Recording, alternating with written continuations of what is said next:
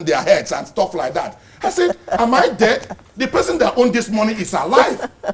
If I propagating people that I want to take over his asset. Okay, doctor, I can imagine how pain he is. But so I want. Let's clarify this angle. Does it mean that the consignment did not arrive Nigeria, or it arrived and was sold, but the money was not remitted? This is a story only Ifeanyi Uba can tell, which he has refused to tell anybody.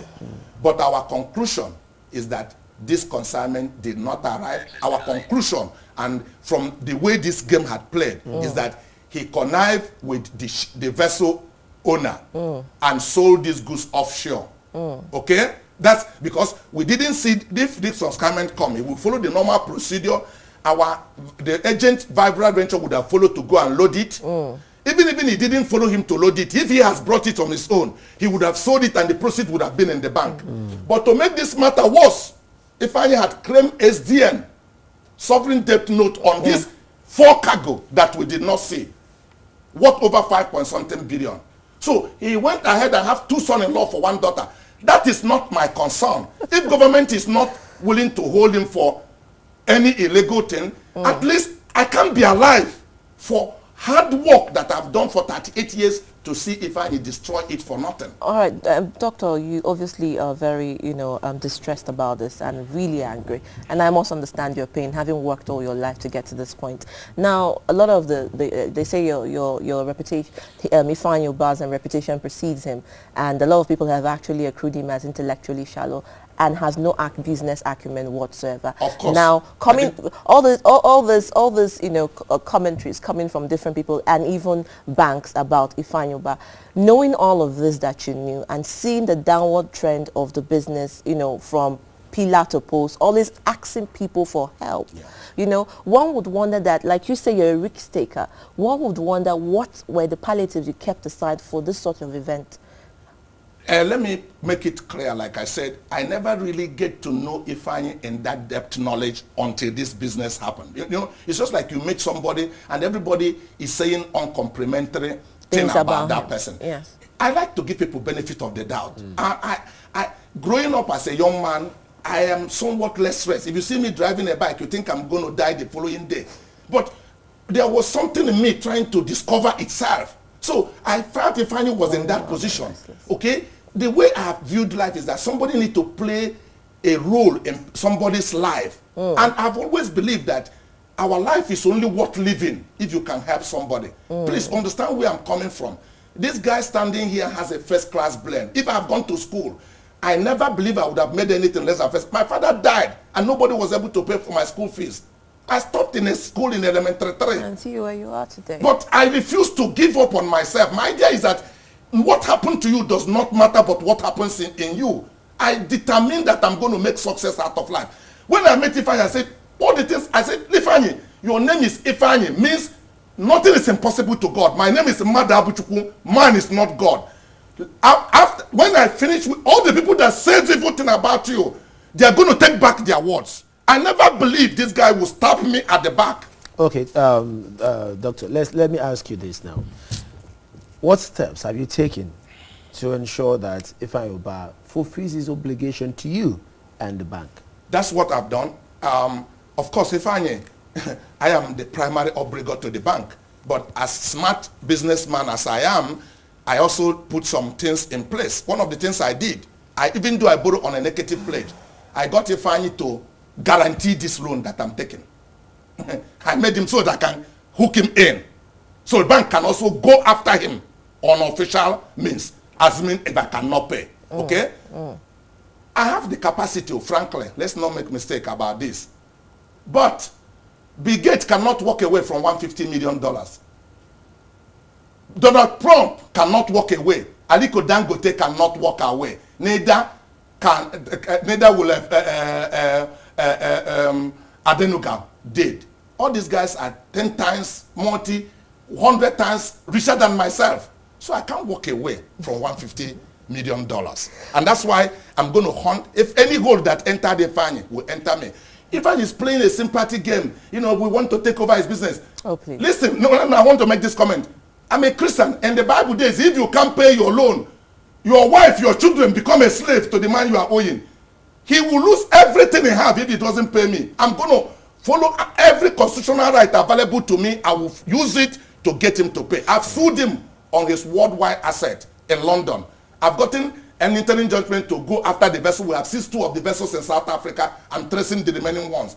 So this money didn't disappear in a thin air. It's hiding somewhere in an account somewhere in the world. He wanted to maybe use it to do the governorship of Anambra State. I will find my money wherever he keep it. And I am primarily obligated to the bank, okay? But that doesn't stop me to look for my money. If I don't know who steal my thing, I will be but now I saw the person, I know who the thief is. So I can't beat the butch. I'll follow him. Any hole that entered him will enter me. If I told me nothing can happen to him in this country, if anything can happen, I said, you can't talk like that. Something will happen to you. If you do wrong, the system will hold you responsible. There's people in the top supporting you. They should give me money to pay the debt. All right, let me hold you there. I think you should calm down a little. I know that you're really upset. Now, just calm down. Take a deep breath. Just take a deep breath and let it out. I know how you must feel. But you've talked about impunity. You've talked about him saying that there's nothing can happen to him in this country. Of course, we know that is what happens and portends in Nigeria, especially when you are have some sort of immunity from people who are people in the Nigerian politics. But let's go back to this.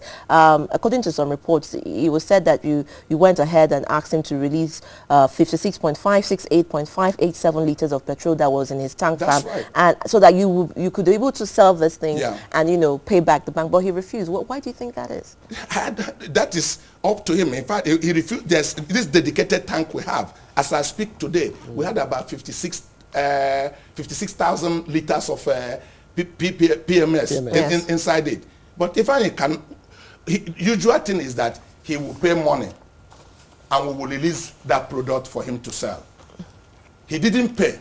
We could go in there and sell, but he refused our tank to come in there to be able to sell the product. All of this I've reported to the police. Okay? I can't take laws into my hands, and that's why I'm crying out that the people in authority should get Ifeanyi to question, bring him even here, so I can say the things I'm saying face to face to him and let him discredit any of the things that I'm saying. The issue is that where is this consignment?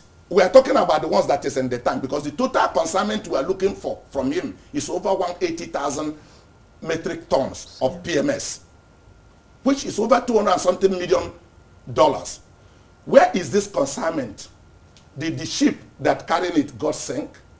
If it did, please show us. Let's know where it is. We can claim on insurance. Did it caught fire?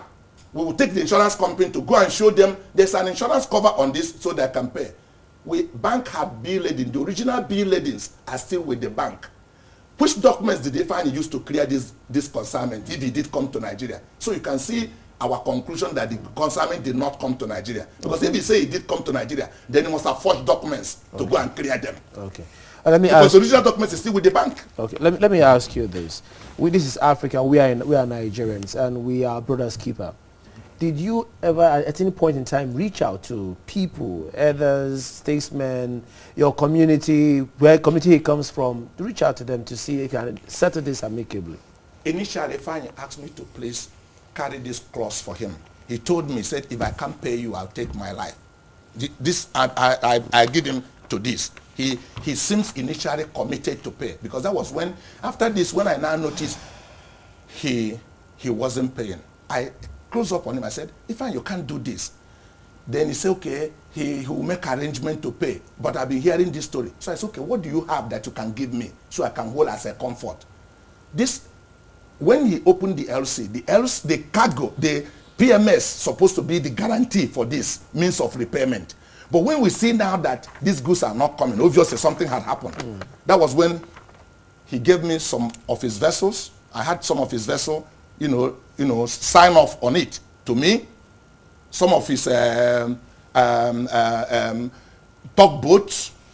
Then he told me he had a land in Banana Island. I made him to sign off on it, like sold. I have the papers. But I don't need these things, because I did not finance vessel. I did not finance land in Lekki. I did not finance tugboat. He should take them back. What I need is, where is my product? Where is the consignment we finance for you? Let us sell the ones in the tank, since we are not ready to pay. If you don't find customer, I take customers there to carry them. They will pay me so I can reduce the money in the bank. He refuses. All right, Doctor, we're running out of time. Now, I just want to ask a question. With all of this that you have given out as layouts, would you consider that you have been defrauded? Of course not that I've been defrauded. Somebody has stolen my goods. It's a theft matter. It's a stealing. It's not defaulting. It's not that we did business, we made the loss.